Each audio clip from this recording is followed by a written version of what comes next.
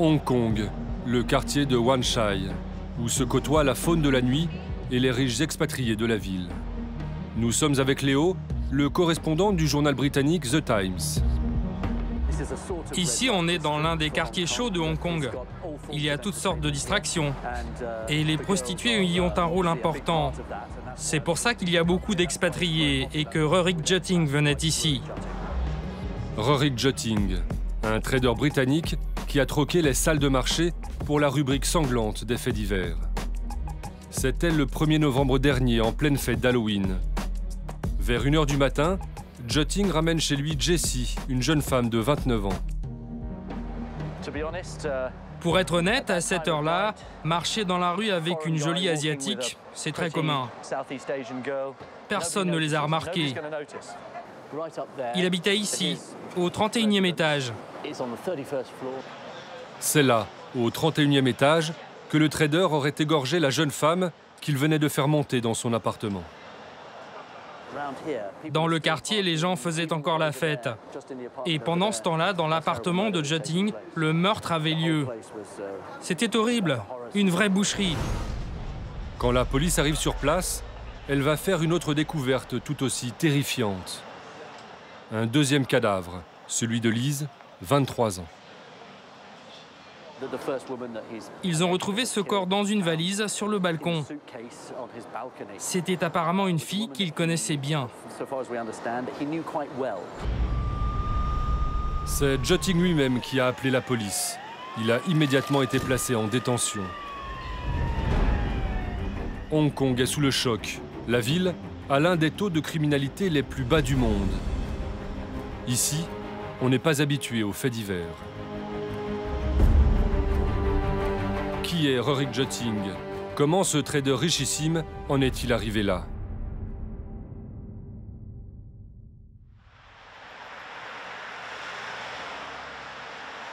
Son histoire commence à Chertsey, en Angleterre, une petite ville de 15 000 habitants dans la banlieue chic de Londres. C'est ici que Rurik a passé une enfance choyée. Il vivait avec ses parents et son frère dans cette grande maison de 2 étages. Le week-end, la famille Jutting avait pour habitude d'aller fouiner dans ce magasin d'antiquités. Maureen, la propriétaire, les a très bien connus. Bien sûr, je me souviens très bien d'eux. C'était une famille adorable. Qu'est-ce que je pourrais dire d'autre? C'était juste des gens gentils. Rurik, je le voyais seulement de temps en temps, car il vivait en pensionnat. Mais c'était un garçon gentil, mignon, sincère et bien éduqué. Un gamin bien sous tout rapport et brillant élève en plus. Il obtient une bourse de 40 000 € pour aller étudier au très chic collège de Winchester. Veste et cravate obligatoire, une tenue qu'il portera toute sa vie.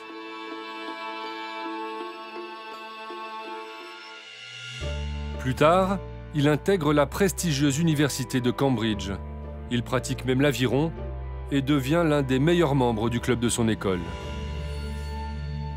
Doué pour les études, sportif, le voilà promis au plus bel avenir. Mais devenu adulte, Rurik change, comme l'explique Ben Rossington, un journaliste du Daily Mirror qui a enquêté sur son passé.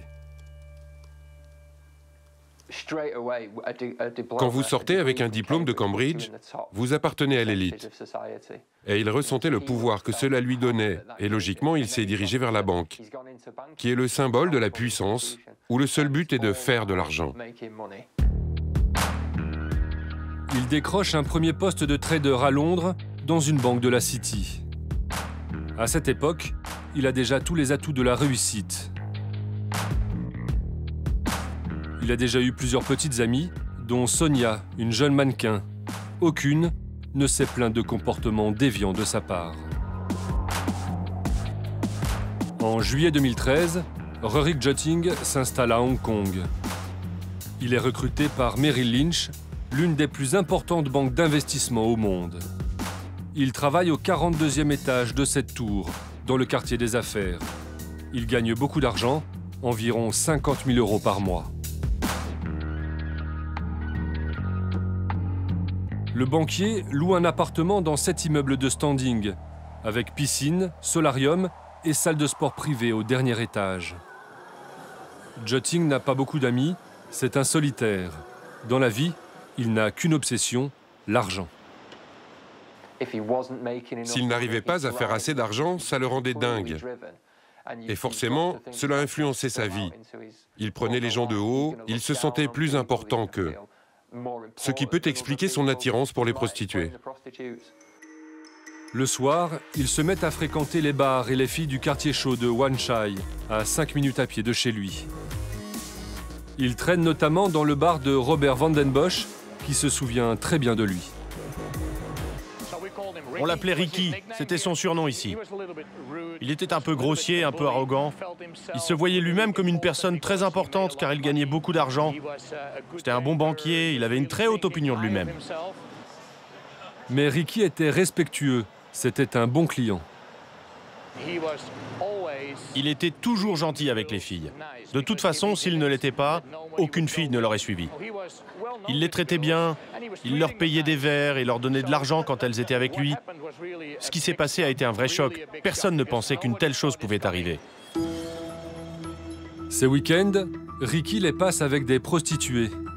Elles ont toutes le même profil, de jeunes asiatiques, jolies, sexy, comme l'étaient ces 2 victimes. Pendant 1 an, Rurik dépense sans compter, il boit beaucoup, d'ailleurs il a pris du poids, jusqu'au jour où il semble perdre la tête. Est-il animé de pulsions morbides quand il rencontre Jessie, cette fameuse nuit d'Halloween, à 2 pas du bar de Robert? Vers 8-9 heures du soir, j'ai vu Jessie devant notre bar.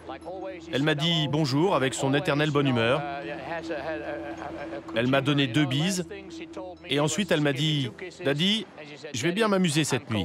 Je vais au New Makati pour la fête d'Halloween. » C'était ses derniers mots. Je les entends encore.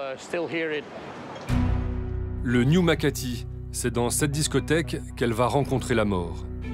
Que s'est-il passé ensuite? Il est 1 h du matin. Jessie suit Jutting dans son appartement. A-t-il l'intention de la tuer? Ce qui est sûr, c'est qu'il commence à se comporter bizarrement. Peut-être devient-il violent. Jessie a le temps d'envoyer un texto à un ami proche. Ça sent très très mauvais ici, je veux m'en aller. Mais elle n'en aura pas le temps. Jutting aurait alors saisi un couteau de cuisine et égorgé la jeune femme. Le trader aurait ensuite pris des photos du cadavre avant d'appeler la police. Vers 3h30 du matin, c'est lui qui leur ouvre la porte. Il est dans un état second. Dans le salon, les policiers découvrent Jessie gisant par terre, agonisante. Elle mourra quelques instants plus tard. Les enquêteurs sont intrigués par une odeur pestilentielle, la même qui avait incommodé Jessie. Sur le balcon, ils trouvent une valise. À l'intérieur, le corps en décomposition d'une jeune Indonésienne de 23 ans, Lise, massacrée 5 jours plus tôt. Dans le village où elle est née, en Indonésie, sa famille est sous le choc. Son père réclame la tête du meurtrier. Il a tué ma fille. Je veux qu'il soit condamné à mort. C'est tout ce qu'il mérite. Lise et Jessie postaient beaucoup de photos d'elle sur leur compte Facebook, jeune et pleine de vie. Robert ne se remet toujours pas de la disparition de son amie Jessie. C'était vraiment une personne très bien, qui avait beaucoup de cœur. Elle va beaucoup nous manquer.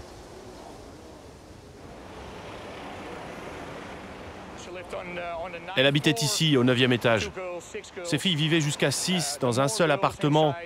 Comme ça leur revenait à 100 € par personne. Comme des milliers de leurs compatriotes, elles étaient venues à Hong Kong travailler comme domestiques. Mais elles ont vite déchanté. Sous-payées, maltraitées, les 2 jeunes filles ont été obligées de trouver de l'argent autrement. Si tu travailles ici comme employé de maison, tu peux te faire entre 4 et 500 € par mois. Si tu travailles dans le milieu de la nuit, tu peux doubler, voire tripler ton salaire. Robert n'ose pas le dire, mais c'est comme ça que Jesse et Liz sont tombés dans la prostitution et plus tard, dans les griffes du trader. Une vie de misère à des années-lumière de l'opulence dans laquelle vivait Jotting. Dans ce foyer, Eni recueille de jeunes Indonésiennes au bord de la rupture, comme Jesse et Liz. C'est elle qui s'est occupée du rapatriement de leur corps. Là, c'est l'arrivée du cercueil de Liz dans sa ville natale. Il y avait beaucoup de monde. Eni se bat maintenant pour que justice soit rendue aux deux victimes et pour que leurs proches soient indemnisés, car Liz et Jesse faisaient vivre leur famille dans leur pays natal. Quand Jessie a été tuée, par exemple, elle faisait construire une nouvelle maison pour elle et sa famille. Et elle a même dit à sa meilleure amie qu'elle avait l'intention de rentrer très vite chez elle, une fois la maison terminée. Comment Jotting en est-il arrivé à de telles extrémités? Les enquêteurs ont découvert qu'il avait posté un message énigmatique sur son compte Facebook le jour même du premier meurtre. Se lancer dans le vide. Plus de fardeau, un nouveau voyage commence. Je suis effrayé, mais excité aussi. Le premier pas est toujours le plus dur. Le premier pas pour une nouvelle vie ou pour le premier meurtre? Il y a un indice cependant. La police se rend compte que sa vie professionnelle bascule à la même période. En fait, sa licence de trader a été révoquée. Pour quelle raison? La banque reste silencieuse. Jotting se retrouve sans emploi. Et c'est à ce moment-là que ses collègues de travail reçoivent ce message qui fait froid dans le dos. Je suis parti du bureau, indéfiniment. Pour toute requête urgente, merci de contacter quelqu'un qui n'est pas un psychopathe. Pour aller plus loin, merci de contacter Dieu, même si je soupçonne qu'il faudra plutôt contacter le diable. Il finit avec cette parenthèse. Ce message ne sera valable que si j'ai mené à bien mon projet. Quand on voit les mots qu'il utilise, on se rend compte qu'il n'est pas dans un état normal, qu'il n'est pas bien dans sa tête. C'est comme s'il avait fait un bras d'honneur à la banque en disant « je m'en vais ». On ne peut que supposer qu'il subissait une énorme pression. La justice, elle, se demande si le trader n'est pas devenu fou. Et on peut se poser la question en le voyant arriver dans le fourgon qui le conduit au tribunal. Il ricane. Devant ses juges, il a la même attitude désinvolte. Nous avons réussi à le filmer en caméra discrète. Ce sont les seules images de lui à l'intérieur du tribunal. Il n'a pas l'air de comprendre ce qui lui arrive. Mais après 2 semaines d'expertise psychiatrique, la Cour a déclaré qu'il était responsable de ses actes.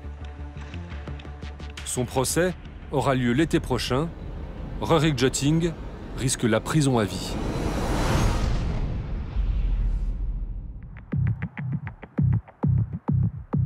Au pied des Pyrénées, Nouillan, un petit village de 200 habitants. Jean Duval est le maire de la commune. Il est encore traumatisé par ce qui s'est passé le 14 novembre dernier. Cette nuit-là, le maire a dû reconnaître le corps d'un des habitants du village, assassiné et affreusement mutilé. J'ai vu quelque chose que je ne souhaite à personne de voir, vu l'état, comment il avait été massacré. Ça vous marque, ça vous flash, et c'est des choses que je pense que j'aurai un bon moment à mettre à évacuer. Le maire n'ose même plus s'approcher de la maison où le meurtre a eu lieu. Là, on la voit, la maison de là. Voilà, c'est par là. Voilà. C'est ici que Léopold Pédébido a été assassiné, dans sa propre maison. L'agriculteur de 90 ans, que tout le monde appelait Popol, a été tué à coups de barre de fer. Son meurtrier l'a ensuite découpé avant d'essayer de le manger. Jésus Jaudras était l'un de ses amis. C'était un gars formidable. Il était en pleine santé, il avait 90 ans, mais il était en pleine santé. Moi, je rechopais le type, là, et je crois que... Je ne sais pas ce que je refais, là. Et parce que, moment, c'est... enfin, maintenant, on s'est calmé, bien entendu. Mais c'est affreux. Le gars, il a pris une barre de fer, il a assommé, il a mangé la langue, il a sorti le cœur, et il s'est cuisiné, tout ça, vous vous rendez compte? Vous vous rendez compte de ce que ça fait? C'est affreux. La victime de ce meurtre barbare a été enterrée ici le 25 novembre dernier. Celui qui est soupçonné d'avoir commis ce crime s'appelle Jérémy Rimbaud. Il est âgé de 26 ans, c'est un enfant du pays. Engagé dans l'armée de terre il y a 5 ans, il venait de quitter son régiment. Cet ancien soldat a fait l'Afghanistan. Comment expliquer un tel acte de cannibalisme? Pourquoi aurait-il commis ce crime 3 semaines seulement après avoir quitté l'armée? Portrait d'un jeune homme d'apparence normale qui aurait commis l'impensable. Pour savoir qui est Jérémy Rimbaud, nous avons rencontré Marie, son ex-petite amie. Elle témoigne pour la première fois. Marie vivait avec le jeune homme depuis qu'il avait quitté l'armée en octobre 2013. L'été dernier, le couple était parti en vacances. Sur ses photos, souvenir d'un temps heureux, Jérémy avait l'air d'aller bien. Là, il était tout à fait normal. Hein. Ça lui faisait du bien, quoi. Ça se voyait que il était heureux, quoi. Tout se passait bien. Donc là, quand on voit les photos, on n'imagine pas qu'il est en dépression, non? Pourtant, tout aurait basculé 3 mois après ses vacances. Le matin du 12 novembre, 2 jours avant le meurtre, Marie est témoin des premiers délires de Jérémy Rimbaud. Il avait la jambe qui tremblait, il était vraiment mal, quoi. Ça se voyait qu'il avait pas dormi et qu'il n'était pas maître de lui-même, quoi. Là, il était complètement une autre personne. Il cherchait qu'une chose, c'était de me convaincre que c'était la fin du monde, donc qui arrivait le 1er décembre. C'était vraiment le jour où il fallait vraiment fuir les flammes de l'enfer sur le monde, qu'on allait s'envoler comme des oiseaux et tout ça. Enfin, c'était vraiment le délire total, quoi. Donc là, c'est comme si on avait pris possession de lui, quoi, quand vraiment on dit être possédé, mais c'est ça, il était possédé, quoi. Le lendemain de cette crise, le mercredi 13 novembre, Jérémy Rimbaud débute une errance de 24 heures qui aurait abouti au meurtre. Nous avons reconstitué son itinéraire. Il prend la direction du nord et suit un tracé parfaitement rectiligne. Jérémy Rimbaud part de Maumere. Il va passer par Tarbes, Bazette, Vic en Bigorre, avant d'arriver 30 km plus loin, à Nouillan. Première étape, Maumere, le village de son enfance. Jérémy Rimbaud quitte le domicile de sa mère sans ses papiers. Il serait toujours en proie à des délires, comme l'explique le journaliste Andy Barégeau, qui a couvert toute l'affaire pour la Nouvelle République des Pyrénées. Il aurait vu chez lui un livret classique de Sudoku, le jeu d'origine asiatique, et par une interprétation, on aurait déduit qu'il fallait qu'il laisse le sud au cul, donc derrière, littéralement le sud derrière lui. Donc c'est pour ça qu'il a pris la direction du nord. Jérémy poursuit sa route vers Tarbes, où il aurait été aperçu en centre-ville.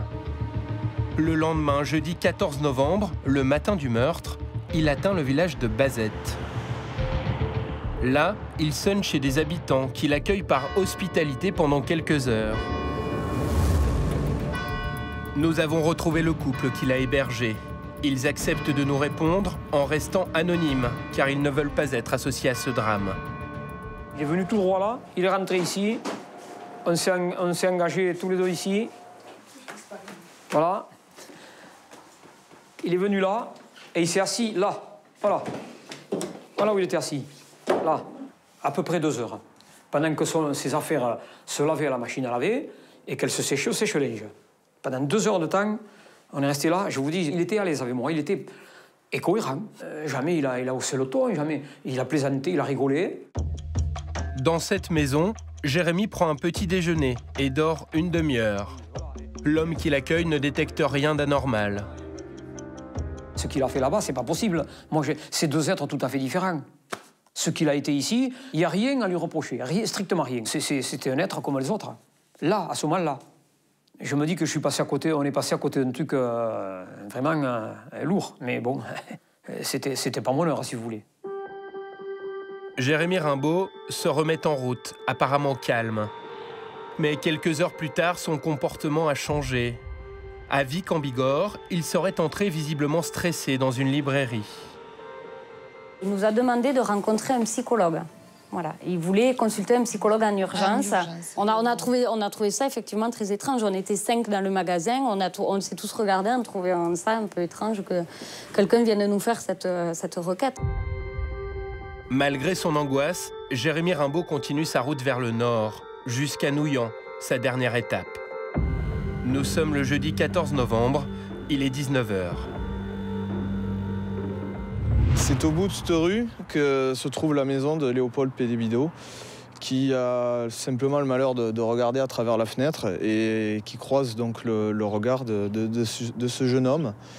Et à partir de là, c'est là où commence l'horreur. À la nuit tombée, Jérémy Rimbaud entre chez le vieil homme.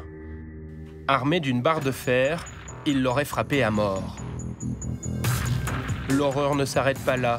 Avec un couteau, il aurait prélevé la langue et le cœur de sa victime avant de les cuire avec des haricots. Il aurait ensuite goûté et recraché sans avaler. Jérémy Rimbaud aurait ensuite mis le feu au corps avant de s'enfuir, mais sa cavale n'est pas finie. 1 kilomètre plus loin, près de ce silo à maïs, il agresse violemment un agriculteur sur son tracteur.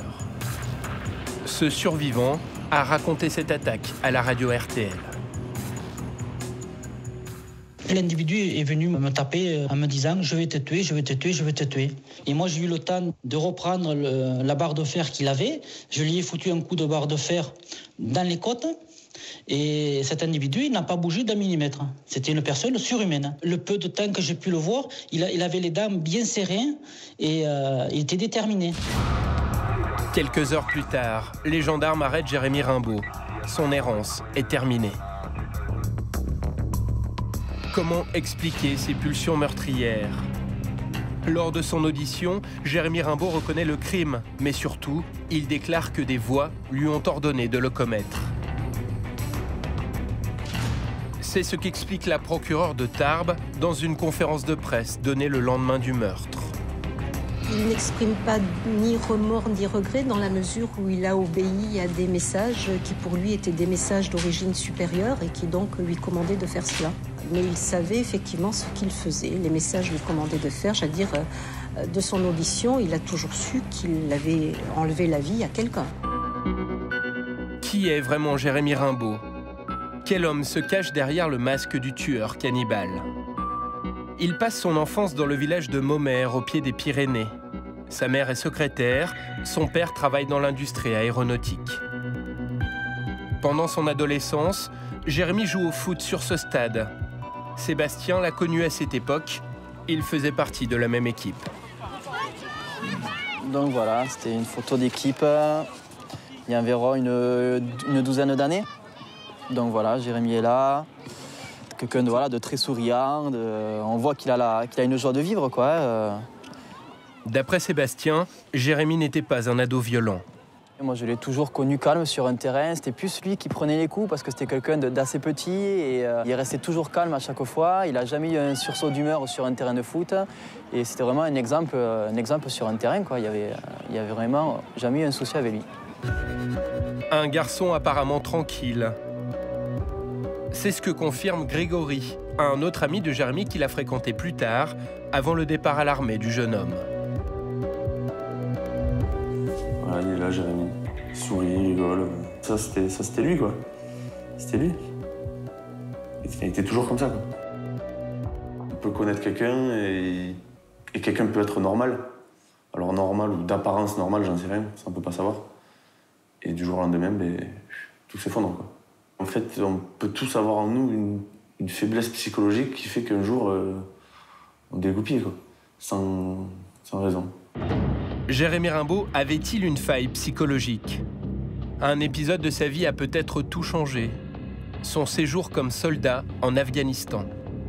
À 21 ans, il s'engage au régiment d'infanterie des chars de marine de Poitiers.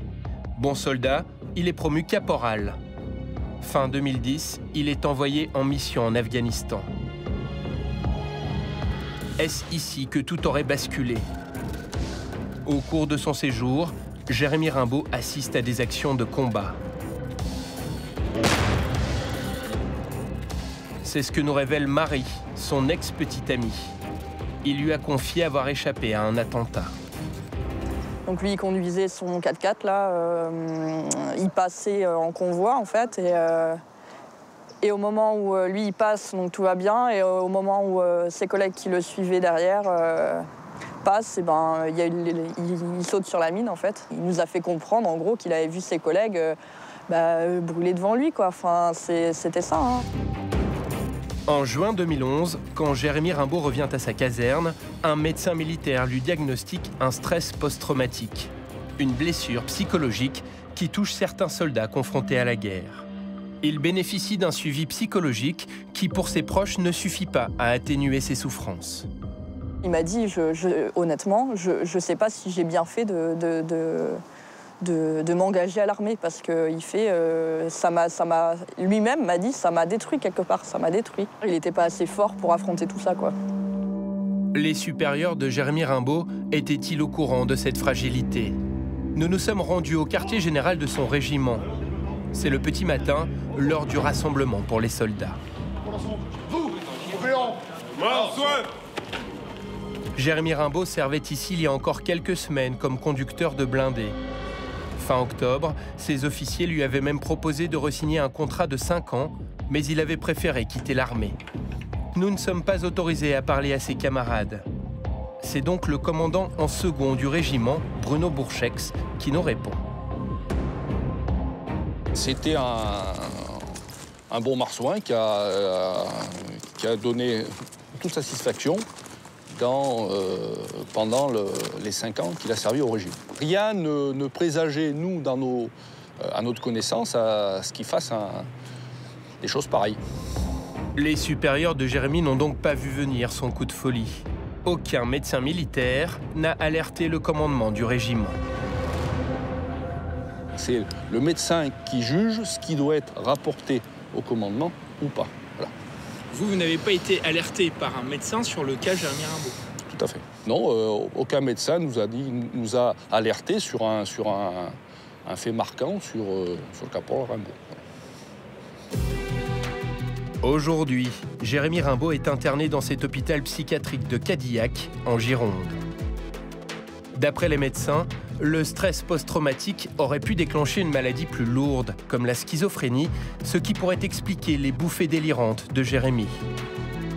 La justice devra déterminer si le jeune homme était responsable ou pas de ses actes la nuit du 14 novembre 2013 à Nouillan.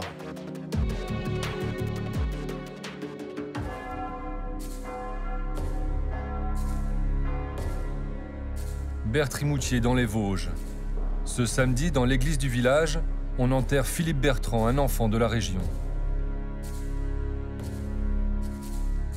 Sa famille, ses amis, les habitants sont là. Mais au cœur de l'église, pas de cercueil, pas de dépouille mortelle, juste une photo. Pour lui rendre un dernier hommage, son meilleur ami Dominique Rodriguez prend la parole. Il a voulu écrire un nouveau chapitre dans sa vie et réaliser son rêve d'un changement radical.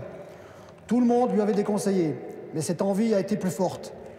L'amour pour cette femme lui a coûté la vie.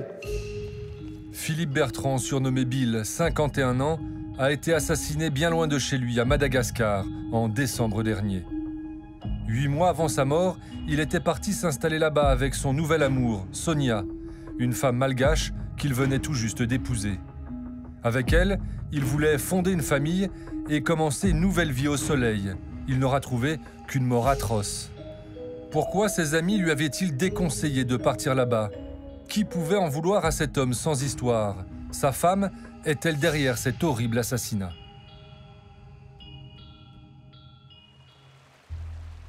Rave, le village où Philippe Bertrand a vécu toute sa vie. Il avait construit sa maison de ses mains, comme celle de ses amis. C'était l'artisan du village, apprécié de tous pour ses talents de menuisier et sa gentillesse. Son copain Dominique habitait juste à côté de chez lui. Philippe, il m'avait fait les entourages de portes, là, les entourages de fenêtres. Et dedans, il m'a fait l'escalier, là. L'escalier qui montait au grenier, quoi. Un peu en style un peu moderne, quoi. Voilà. Dominique, sa femme et sa fille se souviennent de Bill, un bon vivant qui aimait faire la fête, comme ce jour-là, le jour de ses 50 ans. Même pour lui, t'as même pas dit un mot gentil. Allez Dominique, fais-le lever. Allez, un discours. Pourquoi t'as invité Dominique?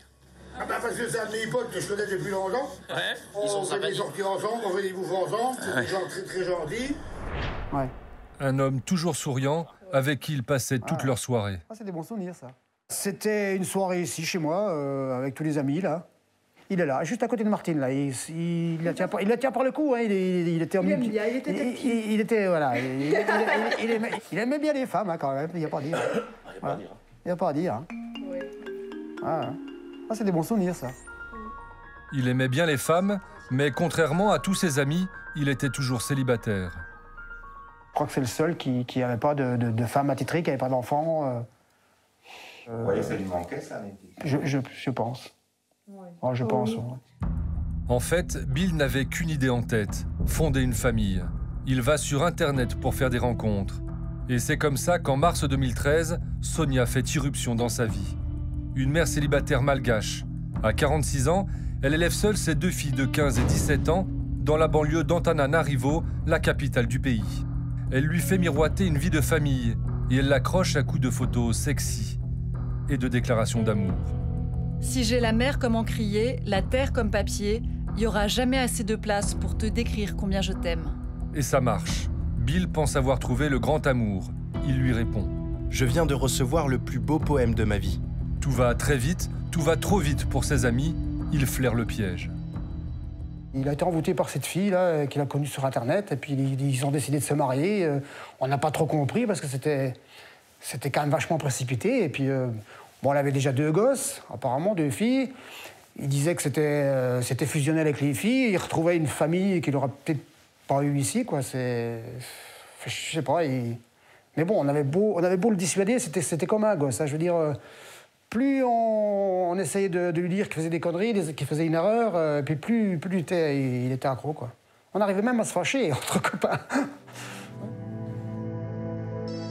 Bill n'en fait qu'à sa tête. 4 mois plus tard, en juillet, il est à Madagascar. C'est la toute première fois qu'il voit Sonia. Il est toujours accro. Une semaine plus tard, ils sont mariés. Michel est le premier Français qu'il a connu sur l'île. Ce sera son témoin de mariage. Sonia, oui, elle est heureuse. Philippe aussi. Hein, C'était une belle journée, leur journée de mariage. C'était une belle fête. Le recouple part aussitôt en lune de miel. Bill découvre Madagascar et sa toute nouvelle femme. Un séjour de rêve pour le menuisier qui n'avait quasiment jamais quitté son petit village natal des Vosges. Il n'avait pas mis les pieds à Madagascar de sa vie, quoi. Et voilà, ils se sont mariés et il est reparti en France après, une semaine après le mariage. Son travail le rappelle en France dès le mois d'août. Il rentre seul. Dominique est rassuré de le voir revenir, mais Bill a changé. Quand il s'est marié, après, il est revenu ici, il n'avait plus trop envie de bosser. Mais il voulait partir. Dans sa tête, c'était partir à Madagascar. Ses amis continuent de se méfier de Sonia. Elle est trop vénale à leur goût. Sur Facebook, elle inonde Bill de messages intéressés. Si j'avais des milliards, je serais milliardaire. Mais je n'ai que des centimes, alors je suis sentimentale et mon cœur est mon seul capital. Un jour de décembre, elle minaude sur Facebook. Je suis en train de me demander déjà ce que sera mon plus beau cadeau de Noël. Message reçu 5 sur 5. Bill est fou amoureux, il dépense sans compter. Ce sera une belle décapotable. Un cadeau d'un cœur, c'est par amour et plus précieux que l'or.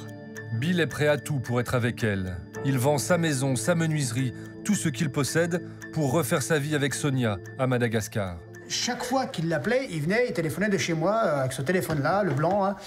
Et chaque fois, il lui racontait ce qu'il avait gagné.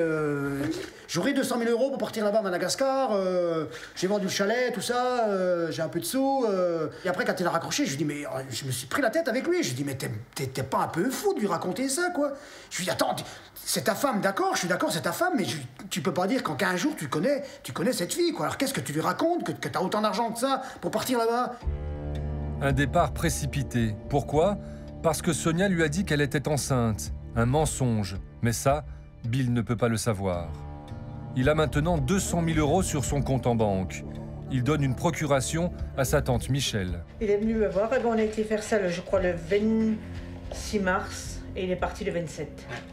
C'est elle qui lui enverra l'argent à sa demande à Madagascar. Il m'a dit, oh, je crois que je vais être papa. Ah oui, mais ça, tout le monde l'a appris. Tout le monde l'a appris. Et puis t'es fou avec ça, il était fou avec ça. Et il était content parce que je lui dis, ah ben, j'espère que c'était un bébé, ce sera un garçon. Un petit Bertrand. Bill s'envole pour Madagascar. Il n'a plus que 9 mois à vivre. C'est marrant, mais je le vois encore quand il a pris le bus. Je peux pas m'empêcher d'avoir cette photo. Ah, oui. Et puis, après, il est parti. Et c'est la dernière fois que je l'ai vu. À Madagascar, Bill commence par acheter une villa de luxe pour 60 000 €. Cette gigantesque maison rouge. Il y installe sa nouvelle famille. Ensuite, Sonia lui fait acquérir 2 karaokés, une pizzeria, un restaurant. Il a racheté les fonds de commerce pour y faire un petit snack qu'il a appelé le Petit Français. C'était ces 2 bâtiments-là, ces deux-là. Et ici, ça c'était la salle de restaurant. Donc on mangeait un petit sandwich, même des petits plats malgaches. À chaque fois qu'il me voyait, j'ai racheté encore une affaire. Ah ouais, ça fait beaucoup, Philippe, quand même. Ah mais encore acheté une affaire, j'en ai 4 maintenant. Dans le même temps, tout l'argent de Bill passe sur les comptes de Sonia à Madagascar. Ça, c'est 25 000 €. Là, c'est 60 000 €, 10 000 €. C'est 8 000 €. En tout juste 6 mois, les 200 000 € se sont envolés. J'ai peut-être eu un contact au téléphone, mais j'avais plus souvent son épouse. Parce que quand je demandais où était Philippe, il travaillait dans ce qu'il voulait acheter. Et c'est quand elle m'avait retéléphoné pour avoir un virement que je suis allée à la banque. Puis qu'elle me dit, écoutez, non, on a stoppé sa carte, qu'elle me dit, il a découvert. Quand je l'ai appelé pour lui dire, j'ai plus de nouvelles. Et plus de nouvelles de Bill non plus. Très inquiet, ses amis décident de se rendre à Madagascar. Mais eux aussi vont se laisser amadouer. Sonia n'est pas seulement une séductrice, c'est aussi une manipulatrice hors pair. Elle les accueille à l'aéroport, seule. Bill n'est pas là. Elle leur explique qu'il est sur la côte pour acheter un bateau, et ça passe. Elle nous a accueillis chaleureusement, il y a pas un grand sourire, toute contente, joyeuse, contente de nous voir. Ouais. À table, elle est plutôt agréable. Oui. Dès qu'elle peut attraper un micro, elle chante même très bien. Alors, en attendant Bill, ils vont faire du tourisme tous ensemble. Allez, Dominique! Vas-y, vas-y. Elle les mène littéralement en bateau. Ils font même la fête avec Sonia.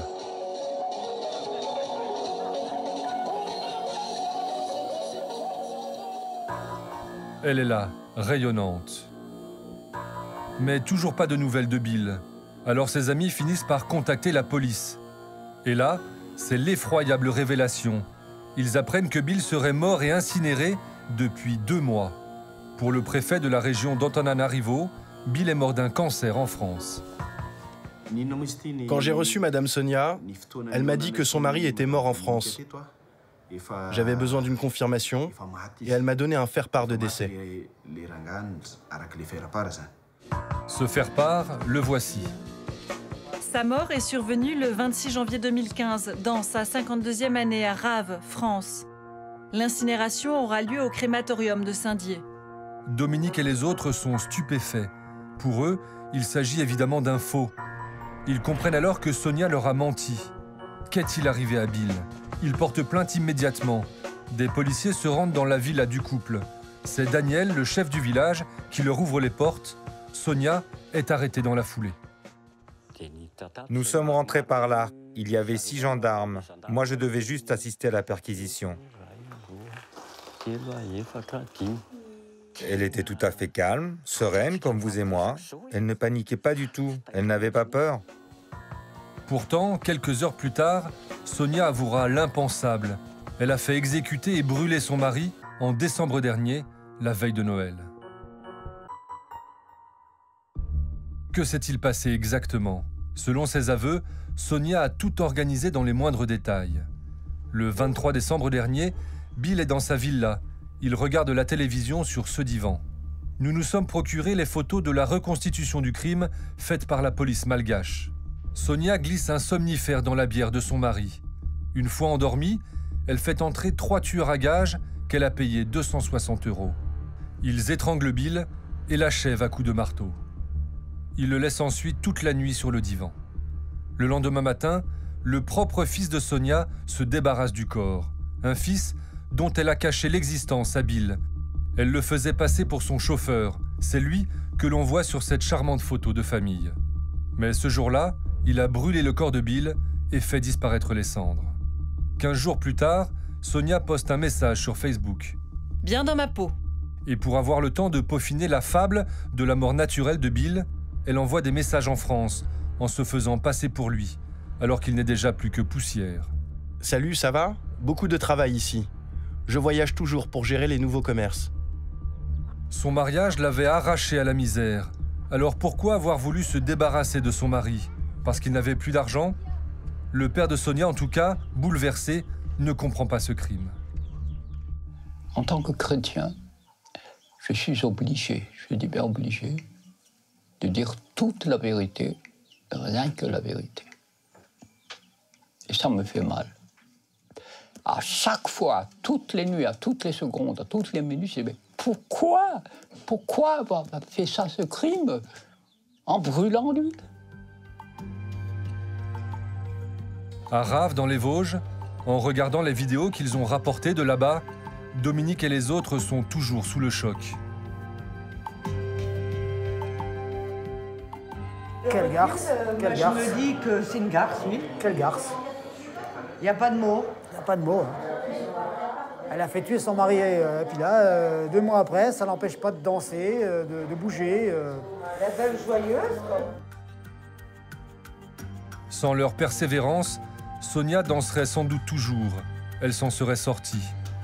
Mais aujourd'hui, elle attend son procès dans cette prison de la capitale. Elle risque les travaux forcés à perpétuité. Outreau, 10 jours après la tempête médiatique, des dizaines de journalistes sont venus de toute l'Europe pour couvrir l'affaire de pédophilie qui secoue la ville. Les titres accrocheurs comme « Tous pédophiles »,« Le fléau pédophile » ont détruit l'image d'Outreau.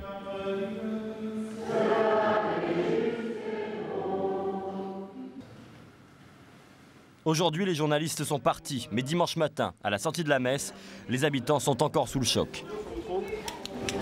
Oui, vous nous avez mis au ras des pâquerettes. Et vous aussi, madame? Ça suffit.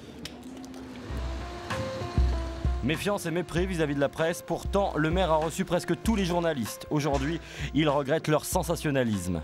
Moi, je ne reproche pas à la presse d'avoir parlé de ça. C'est son métier. C'est la manière dont elle en a parlé avec laquelle je ne suis pas forcément d'accord. C'est tout juste, ils ne veulent pas voir l'endroit où l'enfant a été violé. Ou c'est bien sur ce canapé-là. Non, mais on va à la limite du sordide, si vous voulez. C'est déjà suffisamment sordide comme ça. Les Tours du Renard, c'est ici que les crimes ont eu lieu. Pour la France entière, c'est tous pourri. Mais comment les innocents ont-ils vécu cette médiatisation forcée? Quelles traces les articles ont-ils laissées? Les réactions sont violentes. C'est un double traumatisme. Parce que, comme je le rappelle, comme je l'ai signalé à monsieur le maire, on a déjà été traumatisés ici dernièrement, vis-à-vis des fouilles et de tout. Et en plus, qu'on traite ici nos appartements comme HLM de la honte, c'est quand même insultant, c'est humiliant. C'est très humiliant. L'immeuble de la honte, c'était dans Le Nouveau Détective. On a aussi pu lire dans la presse les damnés de la Tour du Renard ou la Cité de la Peur. Les journalistes ont-ils eu le recul et le respect nécessaires? Aujourd'hui, en tout cas, certains ont les nerfs à vif. Bonjour. On peut vous poser des questions? Non. Qu'est-ce que vous en pensez des journalistes? J'en ai rien à foutre. Déjà, les journalistes, ça me prend la tête. On dégueule sur mon dos, alors les journalistes, ils vont se faire enculer. Qu'est-ce qu'ils vous ont dit? D'aller aux écoles, d'aller en dessous de mon balcon. En dessous de mon balcon, mon mari les a même vus grimper sur mon balcon. Donc pour vous dire que c'est vraiment inadmissible. Moi, je trouve pas ça normal. Il y a les méthodes des journalistes, mais pour le curé de la paroisse, le vrai problème, c'est le non-respect de la présomption d'innocence.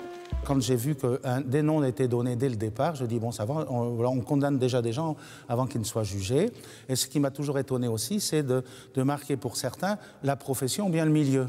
Parce qu'après, même innocents, leur vie est foutue, quoi. Louis, par exemple, a vu les murs de son magasin tagués d'injures. Qu'est-ce qu'ils avaient marqué? Je ne sais pas exactement. C'était quand ça donc? C'était avant le marché de Noël d'Outreau. En pleine affaire, un journal local incrimine un certain Louis, papetier à Outreau. Pourtant, il n'est pas inculpé et n'a jamais été interrogé. Mais c'est trop tard, la rumeur est née, le mal est fait. C'est le prénom qui est sorti comme ça. Certainement qu'il y a quelqu'un qui a peut-être dénoncé un certain monsieur Louis, puis les gens font un rapprochement avec le magasin. Depuis ce jour-là, la clientèle a baissé. Comment ça? Parce qu'ici, c'est beaucoup d'enfants.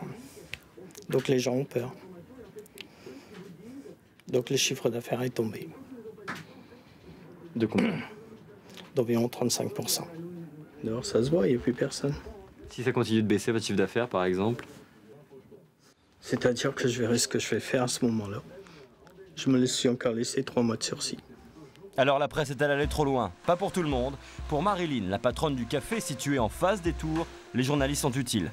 Et moi je suis d'accord pour les journalistes, attention, parce que moi je dis, tant qu'ils sont ici, bon, c'est médiatisé. Donc moi je dis l'affaire, là-haut, elle va bouger. Vous comprenez? Parce que si tout le monde part, c'est tout. Il n'y aura plus rien. Il n'y aura plus rien. Moi je dis que c'est pas plus mal qu'il y ait de temps en temps quelque chose justement pour bouger, pour faire bouger, pour que tout le monde soit attrapé, il n'y a pas. D'une manière générale, la mise en lumière d'une telle affaire aura donc aussi des conséquences positives. Il y a une sorte de prise de conscience en France de ce problème-là, que c'était pas... Je crois que malgré tout, la population est choquée, mais malgré tout, l'opinion publique a compris qu'on ne pouvait plus tolérer ça. On sort des spots publicitaires qui sont de bonne qualité. Oui. Et on est en train de lancer une quantité de débats et d'actions pour dire plus jamais ça.